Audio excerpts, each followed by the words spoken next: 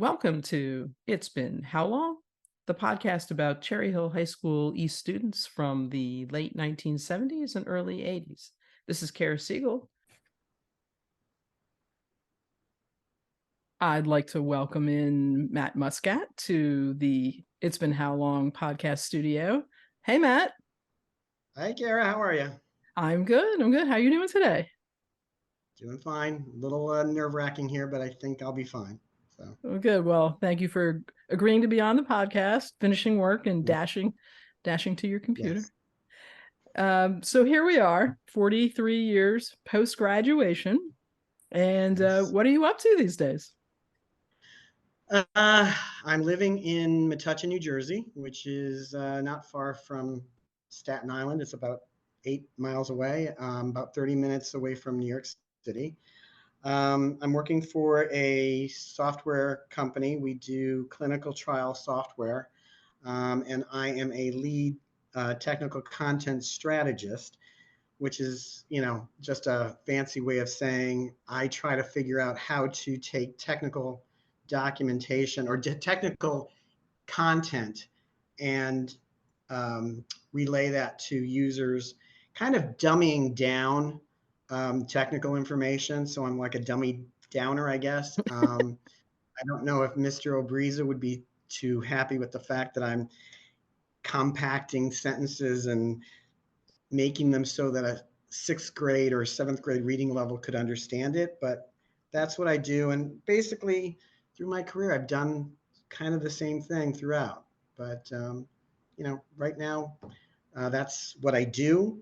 Um, I am single. I am gay. I am taking care of my elderly mother, who is going to be 101 in less than 2 months, who has dementia, which is challenging, and have a lot of friends, and I stay in touch with a lot of my Cherry Hill High School East friends. So it's nice that you're doing this. Oh, it's been a great project for me. Yeah, Um, do you have an opportunity with all of that to do some fun activities? I do. Well, not as much as I used to. I play golf. I love golf. Oh, really? Um, Okay. Play it usually every Saturday, but only yeah, nice, very nice. Um, Only 9 holes. Basically, taking care of my mom takes a good one of those days, a good part of it. So 18 holes is 5 hours. So we do 9 holes, which is just fine, perfect amount of time. So I love doing that. Love the outdoors. Love hiking, and I have a very small garden that I love gardening, along with, for some reason, all of a sudden I've become very crafty. I can do amazing things with spray paint or Mod Podge or whatever, and redoing some furniture and things like that. So that's keeps me busy, and family and friends for the most part. So did you golf and garden and hike in high school? No, did none of that. Hiking. Um, My father was a huge outdoorsman, huge. He was a president of the South Jersey Outdoors Club, Oh, and he hiked, he camped, he climbed mountains, he, canoed, all that stuff. I was interested in that stuff, but I kind of stayed away from it early on because, and I love my dad. My dad was a wonderful guy, but being that close in, just alone or in a tent or whatever, I just didn't want to go too deep with my dad on, my life and, what I was going through. So, but later on in life, we were able to do some things which were, kind of nice. But I wish right now I could do more of that, but I just don't have the time, so. But other than that, and golfing just kind of came out of nowhere. I took a golf course in college, and I kind of let it drop for a while. And then one of my friends from work was doing it, and it's addicting. I mean, most people don't understand that, but even watching golf is kind of, cool. So Yeah. I so agree with you, though. I believe we are in the minority. yes, we are. Yes, we are. So So, you what know, did you do back in high school? Any clubs, any groups? yeah. Well, first of all, I didn't come to Cherry Hill East until I was a sophomore. Mm. Was my first year. I'd moved from Illinois, where I did all of my schooling prior to that. So when I came to Cherry Hill East, I had no legacy, nothing, no friends from first grade, second grade, none of that. But we moved here at the end of June between freshman and sophomore year, and we found that there was a class that Mr. Nation, Hmm. a drama summer school thing. So I joined, and we only lived, quarter of a mile away from the school, so I could walk. My mother didn't drive, um, and I joined the drama school for that summer and met a lot of mostly upperclassmen. Hardly, and I can't even remember anybody in our class that was in it, but I met like Judy Herman, Pam Rubin, Bob Diamond, Cheryl Hornstein, people that were either going to be juniors or seniors, which was great for me just because it gave me a social life in the summertime where I knew nobody. And it actually allowed, when I started sophomore year, I got to sit at, a upperclassman table, which was nice. And so I did some drama. I was in Taming of the Shrew my sophomore year. I was on a platform with Rob Thurston, um, and he was a drunk, and I was a page that was dressed in women's clothing, and I was telling him the story of Taming of the Shrew. So I got to Ah. meet Rob Thurston very on in my career at East, and he actually fell off the platform that we were on and broke his leg during rehearsal. Neglected to tell me I that. yeah, oh, yeah, he fell off and broke his. It was his leg, not just his foot. But it gave me people to. Yeah, I got to know people. I was also in orchestra, which again, it's a community, and met You Scott Campbell. you played What? violin, or what did you play? Played violin, yes. And the school I was leaving, the high school I left as a freshman, it was a big school like East, but we were losing all funding for drama, for Hmm. music programs. So this was kind of this wonderful oasis for me, that there was this school that had all these opportunities. It was just amazing to me. Um, so did that and did I was in the pit orchestra during a number of the plays, and I did one act plays. In fact, sophomore year again, my first year there, Julie Dollinger was the director. An amazing director, and it was Steve Kanofsky, Rob Thurston again, me, Paul Kowal, who has passed away since then. Um, Suzanne Santry, Linda Perez, Denise Charette, and Amy Kresloff. We won the competition at East, and then we went to New Hope for a one act play competition, and we won there too. So That's it was a fantastic. I really, didn't realize that. That's fantastic. oh yeah, it was a great experience, and I made a lot of good friends. I have to say I pick friends really well. You and I have a very good friend who we share, and that's Joanne Gave Campbell. And to me, Joanne sat next to me in one of our math classes with Mr. Drews. I think it was Mr. Drews.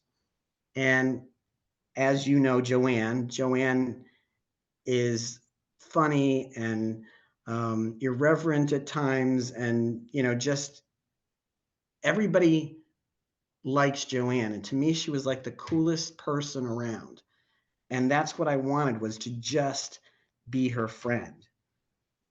Did you have a job at all? Not during school, but Mhm.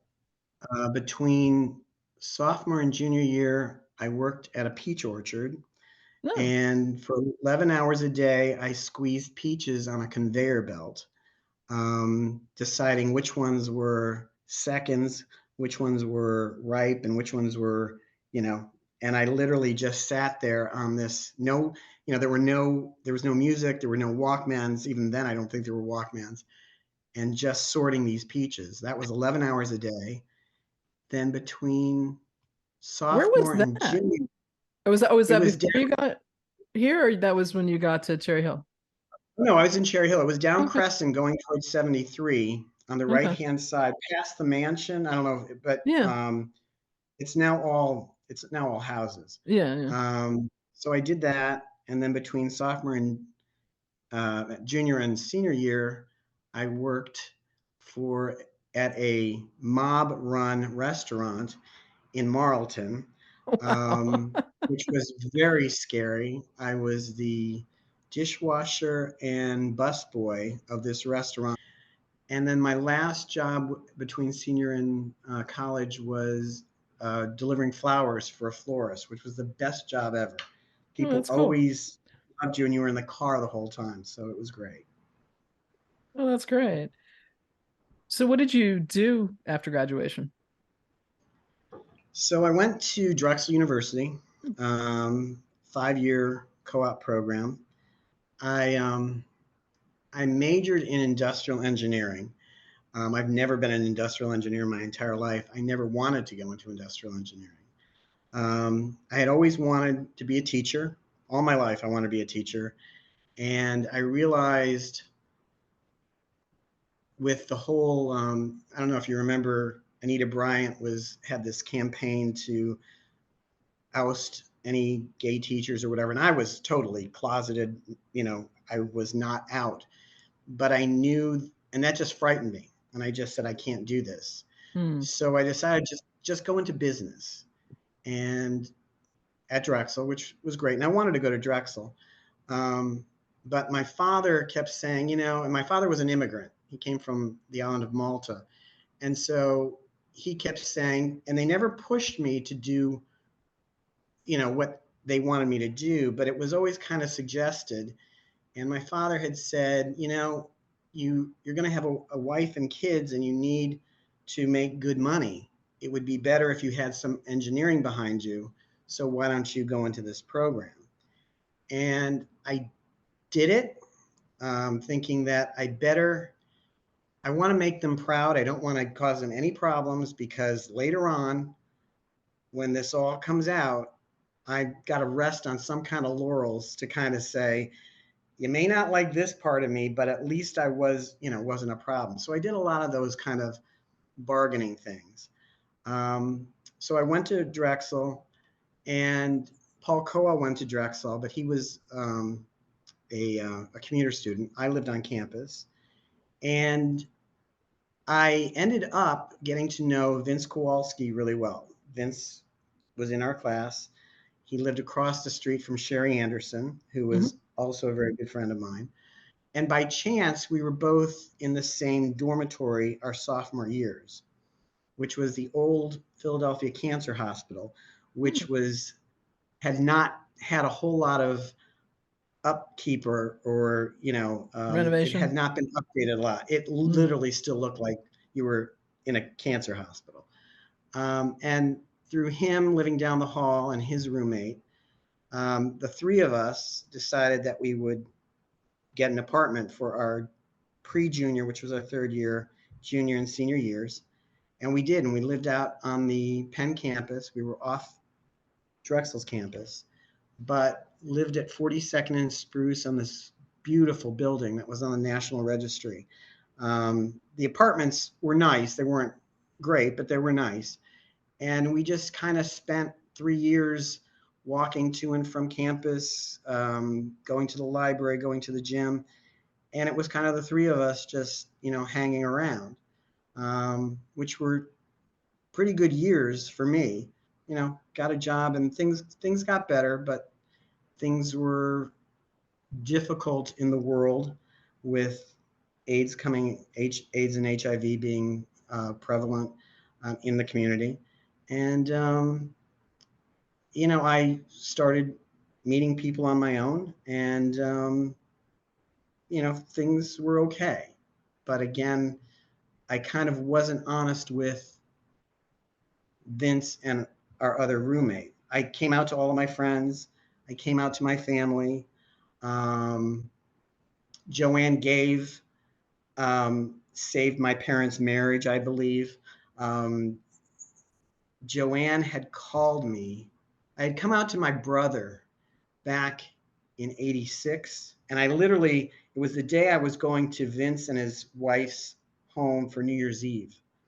And my brother called me, and we were talking about his girlfriend, and it just came out. And he was very supportive. He said, "Come down, let's talk about it." And the only advice that he gave me was go see a therapist just to be comfortable with who you are. He was not trying to get me to change. And, he and his wife and his whole family have been very supportive. And so I went to therapy, and I was getting myself ready so I could tell my parents, because I could not see living my life without them knowing. About maybe 6 weeks before telling my mother, I was not going to tell my father. He was going to go to his grave not knowing, as far as I was concerned. She called me at work, and she said, "Hey, Matt, I work with somebody who knows your dad." And I said, "Really?" And she said, "Yeah." Um, and I'll call her Barbara Smith, but the woman's out, so I don't think it's a big deal, but I'll just call her Barbara Smith. She said, "Barbara Smith." I said, "Yeah. I My dad goes camping with her, and canoeing and everything." So she said, "Yeah, she and her partner just adopted a baby girl from India." And I said, "Yeah, my dad told me that." I said, "She's a lesbian?" I had no idea she was a lesbian. And she said, "Yeah." So that kind of went out of my mind. About 6 weeks, 2 months later, my father was going to Mount Washington I think it's in Vermont or something, hiking for a week. So I thought this is the perfect time for me to tell my mom. So I did. It went fine. I'd made sure I'd been tested for HIV. I could tell her I'm healthy, everything's fine, and it went okay. And before I did it, I told her, "You have to promise never to tell Dad." This is before I told her what it was, and she said, "I can't do that." And I said, "Well, then I can't tell you." So she agreed, and literally the day my father came back, she told him. Okay, so he calls me, and this was back when you didn't even have caller ID or anything like that. Picked it up, it's him. He said, "Your mother just told me, I'll yell it from the highest mountain. I love you no matter what. Just be true to yourself." That's all he said. It was a wonderful kind of coming Oh, out thing. yeah. And he said, "All I ask is that you come down tomorrow and let's just talk face to face." So I did. And it was a fine talk, a really good talk. And my mother got up to go to the bathroom. And I decided, let me make them, let him feel that he's not the only one with a gay child. So I mentioned that his best friend's son was gay, which was kind of obvious, but I put him in there. And then my father's cousin's daughter was gay. And then I said, you know, Barbara Smith is a lesbian. And my father was shocked. And he said, "What are you talking about?" I said, "She's a lesbian. She works with Joanne." My father got up, ran to the bathroom door, banging on the bathroom door, yelling that Barbara Smith is a lesbian, just banging on the door. And my mother comes out, and she's smiling and laughing at the same time. And I said, "What's going on?" And he said, "Your mother has been accusing me of having an affair with Barbara Smith all these years." Not years, I think it was like the last 2 years or whatever. And I keep telling her, nothing has ever happened. So if it weren't for Joanne giving me that piece of information, who knows what would have happened. But, so that was that. But, everything was good with my family, my friends. Um, there just were certain people, like my two roommates, that I kind of cut bait, I guess, thinking that these guys will never forgive me for living with them for 3 years, and never telling them. And so I didn't until like 2002. I mean, I waited a long time. I want to say I was protecting him, but I was protecting myself from, the rejection of these good friends of mine. So, you know, but everything worked out great on his end and his wife, and they've been amazing parts of my life, ever since. So, Well, that's great. yeah. Throughout the years, have you had any opportunity to travel either in the country or outside the country? Oh, sure. I mean, more in the country. I love to travel. Travel is very limited nowadays. Yeah. And been to Europe a number of times, Great Britain. My father was born in Malta, so I've gone a few times there. I took my niece back there just to see, where her grandfather, lived. Hmm. And, I want to do more of it. Right now, I just can't, given, you know, caring up for my mom. So, um, but yeah, Yeah. So is there like a national dish of Malta? rabbit. They're Oh, big on really? rabbit. Yeah, Okay. not chicken. It's rabbit. And Was it there a does taste like. family? Oh, yeah. Was there a family dish that you had like growing up? Like a My father preparation? never cooked, but my aunts would cook rabbit, rabbit Oh, okay. stew, Hmm. rabbit on pasta or whatever. But and they had this thing called a pastizzi, which is almost like a phyllo dough with ricotta inside. They're delicious. Lots of butter and whatever. But so it's good stuff. Yeah. Did you learn how to make that? No, no. Ah, I mean, I can cook, but no, I don't want to like cook rabbit. So um, okay. no. All right. Was there a class at East or a teacher at East that impacted you beyond high school years? Impacted me. There Influenced was Mr. you? O'Brien. Influence. There was Mr. Obriza, but um, I don't know. I always felt stupid in his class. I was around all these brilliant kids. Um, I'm trying to think who I liked Mrs. Carpenter's class, Hmm. and for some reason, I really enjoyed Mrs. Seltzer's class, who was the health teacher. Oh, Um, she just, I don't know, I kind of like the way she explained things. Um, but I'm trying to think. Nobody that really influenced me, I guess. Um, yeah, I had good teachers. I can't say, anything bad about them. Nobody influenced me, I guess. okay. All right. So did you have a high school sweetheart? No. But that's a funny question because once I graduated from college, I moved to the Jersey Shore area for my job, which was with AT&T. And T. And in the process of being there only about maybe 3 or 4 months in an apartment, I met a guy, um, and when we started talking to each other, I found out that he actually worked for AT&T as well. In a different building, we never knew each other, never saw each other. And then one of us asked, "Where'd you go to college?" He said, "I went to Drexel." I said, "I went to Drexel." But again, never Small knew each world. other when we were there. So then he said, "Where'd you grow up?" I said, "Cherry Hill." He said, "I grew up in Cherry Hill. What, East or West?" And I said, "East." He said, "Me too." Neither one of us had ever seen each other. He was a year older, um, and so it was very strange. I mean, it was great, but it's like I can't get away from Cherry Hill East. That was as close as I got to a high school sweetheart. However, I have to admit something that in one of your interviews, it might have been Jeff Lyons. mentioning that somebody had passed.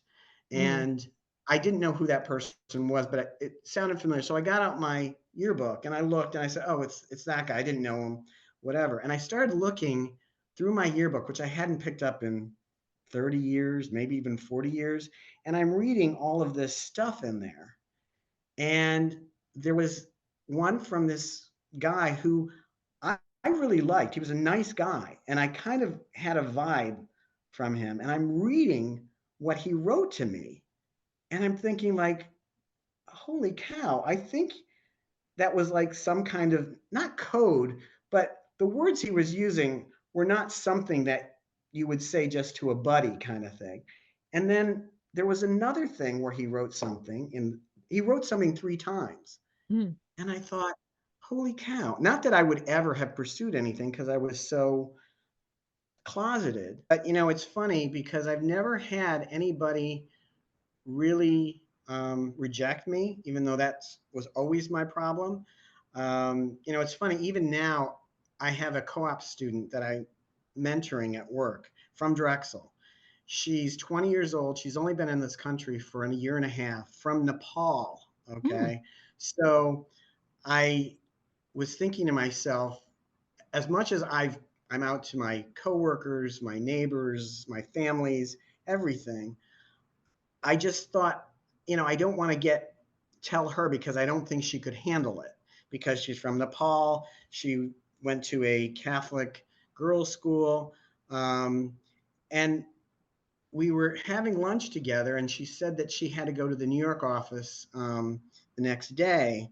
And she said that she's staying with one of her friends. And I said, "Oh, well, that's nice. You have a friend from Nepal?" She said, "Yeah." She said, "But it's a guy, and my parents are very upset. But I tell them, he's gay. It's not a big deal." And I just thought, this girl, like, I didn't give her the benefit of the doubt. When you look at the kids nowadays, whether it's my own nieces, whether it's all of my friends' children who know Uncle Matt and have known Uncle Matt all this time, they don't understand what it was like. They don't understand. I stopped playing my violin. I played violin for 10 years. Mhm. And as I was getting older and starting to realize that, people were bullied or called sissy or whatever, I was very conscious of making sure that I presented myself in a certain manner, okay, that I would not be made fun of or teased or whatever. And when I got into Drexel, now Drexel didn't have an orchestra, but I could have taken, people brought a guitar, they brought, you know, um, wind instruments, whatever. But for me to have a violin at an engineering school on a male floor, it just didn't seem right. And one of my cousin's children had said, "I didn't know you played the violin, Uncle Matt. That's really cool." He said, "Did you play it in college?" And they're like, "No, I didn't do that." And he said, "Well, why not?" And he was totally unaware of the threats or the possibilities of some kind of threat happening to you. um, and it's refreshing. I mean, even my niece had a lesbian roommate, and I said, "Well, how do you feel about that?" She says, "I don't care." And again, which is the exact correct answer, but it was so foreign to me. And as my friends' children are, becoming adults, some of them are turning out to be lesbians or gay or trans. Now I've got two very good friends who both have trans sons. I have relatives, cousins who have trans children. And it's just blowing my mind that, you know, how not easy, it's not easy, it's still difficult, but how different it is, which is nice to see. Um, and I kind of feel that I'm glad I came out to everybody that I came out to be somewhat, and I hate to use the word as of an ambassador, but they all knew me throughout their life, whether I was with somebody romantically or not. They knew that my parents are cool with Uncle Matt, and we're cool with whoever Uncle Matt's with. Um, but it was just very, it's somewhat refreshing. It's also a little scary nowadays, just with some things that are happening in the country. But um, I'm glad I can see that transition. The number of people that in our generation who did not make it past 30, did not make it past 35, who died too young. I've seen the full, my mother is going to be 101. She was born in 1922. She's still alive. And when you think of all the things, she had an outhouse, okay? They had nothing. They were poor. And to see all the things that she's seen happen in this world. And just in my 61 years, or even just take it from 43 years of high school, how things have changed for my community.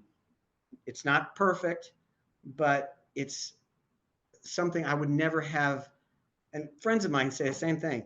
If you told us 30 years ago that people would be getting married legally, or there would be celebrities who announce, without any uh, fear of being blackballed or threatened, or anything, all these things on television that have a gay theme or a lesbian theme or a trans theme, these are big for people like me. And I understand some people don't like that, and I respect it. But for me, these are big, that I got to actually see it and be a part of it and remember what it was like. I was with a boyfriend. We were there. We were together for a couple of years, and we went to Provincetown, Massachusetts, which is a huge gay and lesbian, resort place. And it's interesting because it's usually families and LGBT people. And it was the first time I ever was brave enough to hold my, in this case, my boyfriend's hand, and it was so freeing. And yet, within 5 minutes, there were some guys behind us making comments. Now they were in a car and threatening us. And, Hmm. we just ran off the road and got back to our place. But, I've never been bashed. I've never been um, beaten up or anything. But that was the closest thing. And it was the one time Hmm. I felt safe, walking down the street. And I'm trying to think, there have been probably times on one hand that I was in a public setting that I was holding hands of the person that I loved. And, that's sad. And, and a lot of it is just how I've been conditioned, I guess, from that point on. And even my friends kind of feel the same way. I'm curious, going back to, taking you back to 1978, 79, 80, Right, when right, you're in high right, school, you're closeted. right. Anything, what would you like to tell us? I mean, that experience for you. I mean, Um,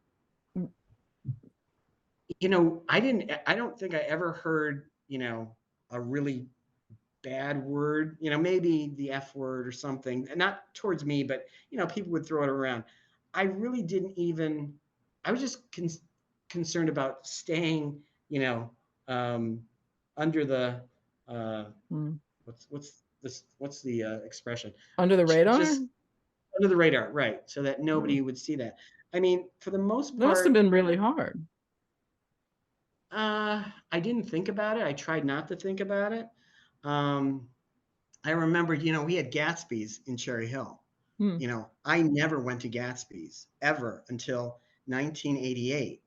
And because I was always afraid that somebody would see me going in or would be there in the bar. Now, that was ridiculous, the second piece, because it's like, if I'm in there and they're in there, we got the same stuff here. Yeah. Um, I had was dating somebody who was an accountant down in Cherry Hill. I was up in Hillsborough, which is Central Jersey, and we started dating. This is the same one that when we were holding hands in Provincetown and we were threatened. And he for extra money would work the door at Gatsby's. And one New Year's Eve, he had said, "I'm not working. I want you to I want you to meet all of my, coworkers at Gatsby's, whatever." So we went, and it was like I was dating, Norm from Cheers, because everybody would be there like Paul, Paul, whatever, and it was great. You felt special because you're with this great guy, people like him, and I see a girl that I went to college with that even after we graduated, we still hung out. I had never told her I was gay because we weren't that close, and she had never told me that. So it was great. It was so freeing. I'm here. It's New Year's Eve. I'm with this guy, and here's a friend of mine, and people kept coming up to Paul and kept saying, "Paul, how are you?" Give him a kiss for New Year's Eve, and he'd introduce me. And my other, another small world story, this man comes up to Paul. "Paul, Happy New Year," gives Paul a kiss on the cheek, and it's a teacher from Cherry Hill East. And I'm there like, "Oh my God." And I introduce myself like, "Hi, Mr." And he didn't seem to know who I was. And I was devastated, because I was like a good student in his class and everything. And it was just so ridiculous that all those years I wasted. And there were people all around me at all times that were going through the same thing, and never you know said anything. We didn't um, support each other as we could have, but you just couldn't do it back then. So That's a great explanation. That's again, we each have experiences that not all of us will have. right. And so hearing your experience, I think, is very enlightening Mhm. for us. So that's great. So you stay in touch with a whole bunch of folks then from East. I've stayed in touch with all of the core group that we have, which is Scott and Joanne and Fred Fell and Sherry Anderson and Donna Weiss and Elaine Dejani, um, and which is great. But I was Sherry Anderson's Lord of Honor for her wedding. This was back in the early '90s, and that was probably where. And Vince lived across the street. Okay, so Vince and I have lived together for like 3 years in the same apartment, fourth year on the same floor, and we've stayed friends. But to me, it was an embarrassment almost that I was standing up for Sherry at her wedding. Okay. Because to me, it's like, what's he thinking? I'm sure he's thinking, you know, what's my roommate, standing up for a woman, at her wedding. And I don't think he ever thought that because he didn't seem to, when I did come out to him, he didn't seem to say, yeah, I kind of thought, when this happened. But little things like that would panic me that something is standing out and I'm not blending anymore. And I just Mm. wanted to blend. So anyway, but we get together every Friday after Thanksgiving as a group Mm, for breakfast or whatever. And that that's probably nice. will always be there. Yeah. Yeah. That's So, great. Anybody you lost touch with? um, that person who signed my yearbook, yes. Oh, Um, okay. who I actually looked up trying to find him, and I know what city he lives in, but that's about all I know. Yeah. Um, Michelle Kasparian, again, she hated me. She absolutely hated me sophomore year. One of the first people I met, she despised me, and she would agree that she despised me just What because did I you guess I do? was I was annoying, is what she said. And to this day, Michelle and I have been through a lot together, and we kind of like hold the key to each other's vaults, where everything is out there, and that to me is very special. Do you have a standout memory from high school? I imagine Uh, that one act play was pretty Play that was huge. And I remember for some reason it wasn't just us. There were other people with us. And after all the one act plays, we had a dinner break, and it was in New Hope. And I remember I'd never seen New Hope, and I definitely was picking up that this was, you know, a gay place. And I thought, one of these days I have to, come back here. But that whole experience, um, it just kind of gave me confidence that I'm part of something that's winning, a winning team in that case. But and also just any of the pit orchestra experiences.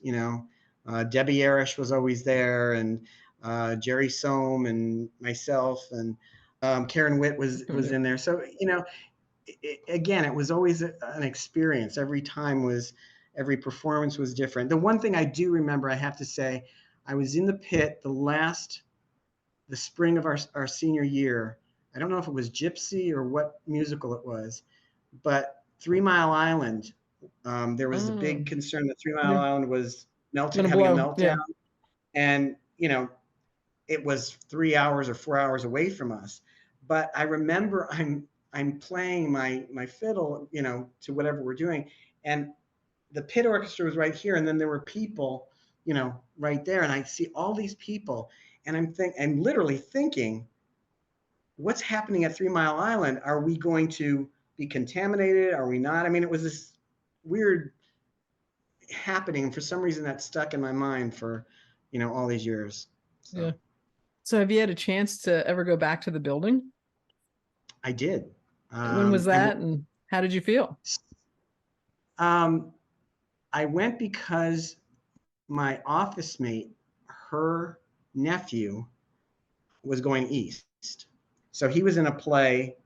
I think it was, I can't even remember what play it was, but it was a Nation, Mr. Yeah. Nation production. And when you went in, I don't know if you remember, and I don't know what hallway it is. It's the main hallway that the auditorium is in. There was a mural when we graduated of film strips and famous people right around where Mr. Nation's office was, right where the wing for the band and orchestra was. That was still there. They had never painted over it. So that I thought was kind of cool. But that's as far as I went into the building. But it was a great experience. It's a great school. I mean, at least it was. I thought it was. So we're back in 1980 and you're looking out 40 years. Is this where Hmm. you thought you'd be? I don't want to be a downer, but I had told my friends at the time. I remember doing it. It was Sherry, it was Joanne, it was Elaine, I think Donna, and Linda McCauley. And I remember telling them, I have a premonition I'm not going to live beyond 30. And Ooh, I really thought that because I could not see myself living a life because I didn't see anybody living a life that I would have liked to live. I always wanted children. I always wanted to be married, but I could never imagine being married to a man. Um, and I just thought, and it was kind of becoming that way when I was in a senior year in college, when Vince and Mario were going their own way and taking the path that I had always wanted to. Um, I mean, you have to understand that a lot of people in that era would have done anything. If there was a pill to change them, they would have done it. They just wanted to have all the same attraction and feelings for, the conventional gender than they did, and would do anything to have that. But that wasn't happening. So that's when I started thinking, now I'm being kind of kicked out of the nest. I have to find my own path. And I kind of just didn't think I would be around this long. So it's a happy ending, but it definitely was one of those um, things where there just didn't seem to be a future. And thank God I saw a future. Thank God I never got sick. Thank God, my friends and my family stayed with me and supported me. So, you know, it's a good thing. It's just I never imagined this. Yeah. So, Matt, Yes. what is your best piece of advice to give your 18-year-old self? uh, it would definitely be stop worrying about what people are thinking and be yourself. My father, when I came out to him, and he kept saying it for as long as he was able to speak, he said, "Be true to yourself." And I believe that. I didn't always do that. I didn't do that a lot of times. And in fact, I have 4 tattoos, and I've always wanted a fifth tattoo that said something like "Be true to yourself." Once you have one tattoo, it's kind of addicting. It's like potato chips, whatever. But I always wanted to get this tattoo, but I kept thinking I'm still not there, Hmm. being true to myself. And even when I just mentioned the story about the co-op that I'm working with, and thinking I can't possibly tell her because that would just like freak her out. I'm still not there. I'm there in a lot of different areas. There's still certain people that I'm not. I just decided they don't need to know. There's no reason. If it comes up, I tell them.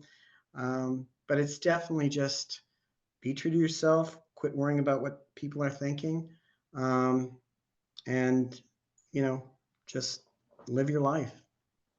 That is great advice for all of us. Yeah, yeah. I wish it So, came sooner. I wish somebody had told me that. yeah. So, All right, so we're gonna do our fast and furious finish, if you will.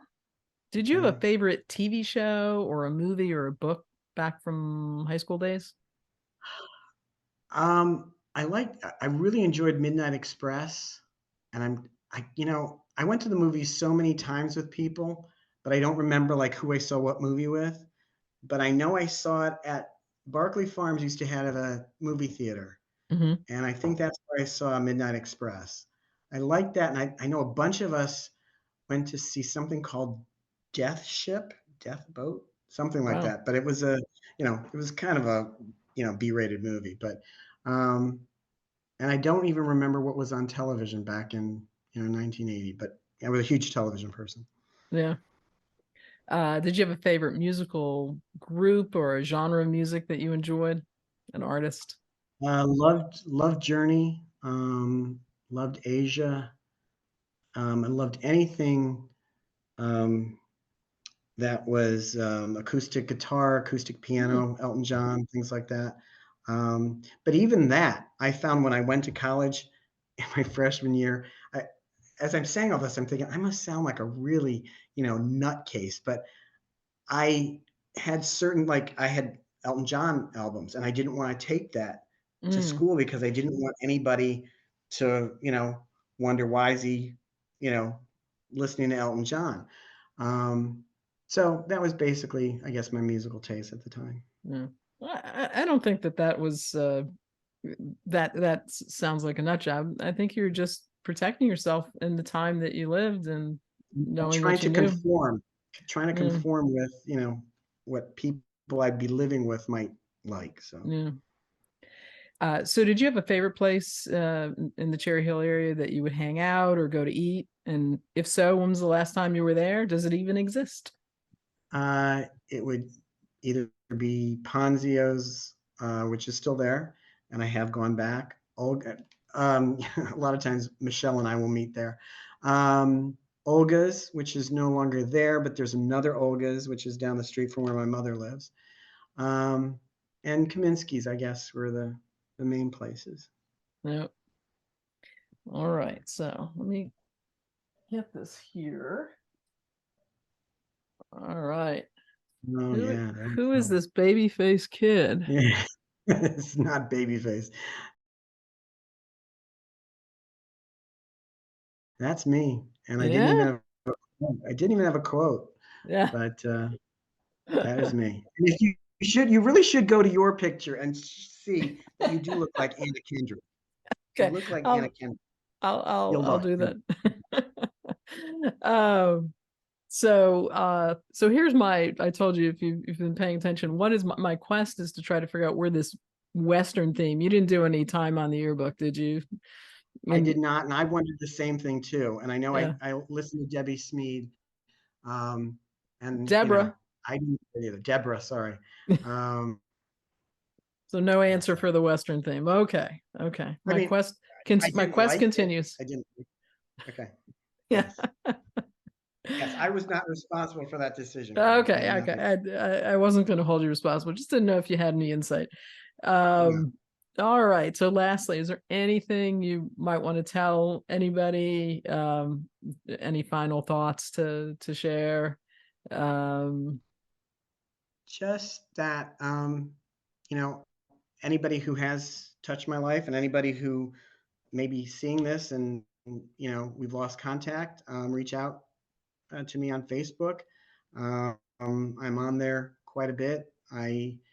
I've always been a writer, and I'm a writer by trade, but creative writing is something I love, and I do like getting on there and expressing my feelings or telling short stories of my experiences in my life. So, I'm open to Kara. I'm so happy I get to see you for the first time. I know we've chatted a few times on Facebook, but yeah, yeah, anybody who we lost contact with, or anybody who may be going through a similar situation, including the guy that put those messages in my yearbook, you know, uh, look me up, and would love to speak with you.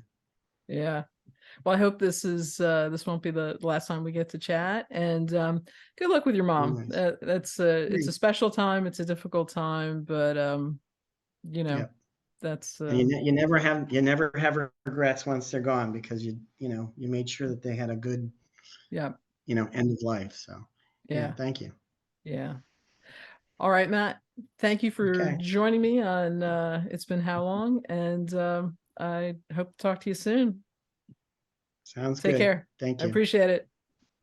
Thanks for joining me on It's Been How Long? The podcast about Cherry Hill High School East students from the late 1970s and the early 80s.